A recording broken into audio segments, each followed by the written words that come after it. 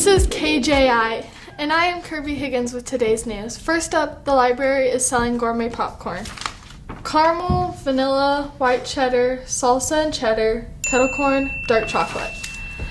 Bandit and Color Guard is having their fundraiser this Sunday at Choctaw Middle School. They are selling mattresses from 10 a.m. to 5 p.m. Come out and support their cause. We caught up with Miss Worley to talk about the EDGE program. Thanks, Kirby. I'm here on EDGE with Miss Worley, here to ask her a few questions. Our first question is, how did EDGE come about? So this last spring, the district administrators sent out a survey to parents and asked parents how many parents would be willing to send their kids back to school in the fall if things weren't better with the pandemic.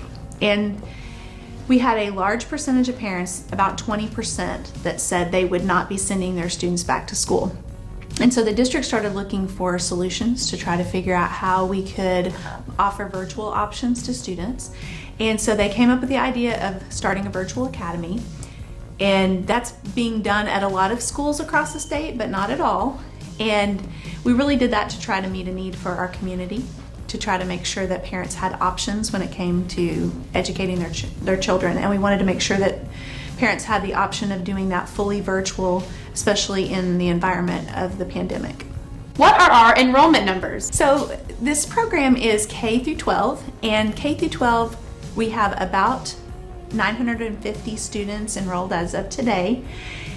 350 of those are high school students, and then approximately 350 in the middle school and approximately 350 at the elementary level. How do you feel it's working right now? And what are some things we could improve on? So this program, there's a big learning curve. We've got a lot to learn on the part of teachers, on the part of students, on the part of parents, and on our part as district leaders to figure out how to make this a great working opportunity for students. I feel like we're doing pretty well considering the time frame. Most school districts that roll out a program like this would do so over a 2 or 3 or 4 year time period. We've done it over a matter of a couple of months. So it's been a rough start in some areas, but at the same time, I feel like we're leaps and bounds ahead of where other school districts are on this program. And the students that are being the most successful are students that are self-motivated, students that like learning themselves. They don't need necessarily a teacher to do direct instruction. Those are the students that are doing the best. The students that are having the most trouble are possibly the ones that maybe this program wasn't designed to work for, that a lot of students that are only doing this because they don't want to come to school because of COVID. Some of them weren't super successful in the brick and mortar, and some of them are still struggling through this program as well. How would parents know if EDGE is right for their child? So I think parents would know if EDGE was right for their child if their child enjoys learning and they're naturally creative and curious. Most of the students that are naturally creative and curious like to get on and do the lessons because they see value in it.